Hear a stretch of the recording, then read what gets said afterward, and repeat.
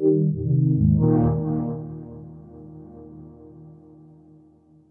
my name is Jeff Skalski. I'm a senior producer on Assassin's Creed Syndicate. So we're here at Gamescom. What are you guys showing and talking about new for Assassin's Creed Syndicate? So the big thing for us this year at Gamescom is really talking about Evie Fry. She's one of the twin assassins in Assassin's Creed Syndicate. She's also kind of our master of the shadows, so to speak. What does she bring to the gameplay experience? A couple of things.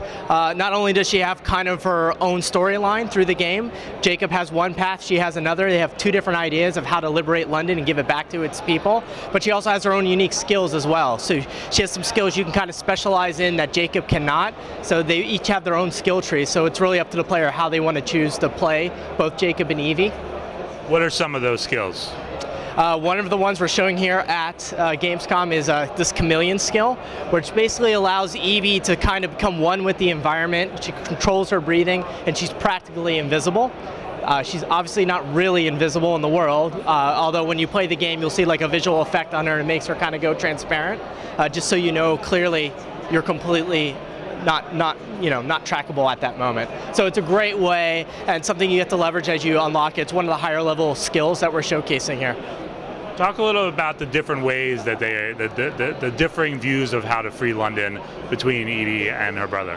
Yeah, so Jacob, he's a little bit more, fist first, thinking, not really worried about the consequences. So his primary strategy with, fighting against the Templars and taking back London is really kind of growing the gang.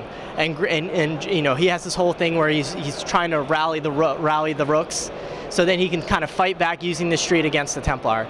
Evie, on the other hand, she's a little bit more strategic. She sees kind of the politics that are going on in the city, where the corruption is happening, and she's on kind of the trail to find a piece of Eden. And she believes that there's something bigger going on that they can use to really take back London from the Templars' grasp. Creatively, what does it open up having these two different characters for you guys to delve into? Quite a bit, actually. First and foremost, Jacob and Evie kind of represent like a facet of the British society is how I look at it. One's more the rebel, one's more reserved. But what's also great is how they complement each other like as siblings. So as you play the game and explore Jacob and what motivates him, you start to learn more about Evie, and as you play through Evie and understand her motivations, so they really complement each other, and that's part of kind of the journey through the game, and as you'll see when you play this holiday season when it wraps up at the end.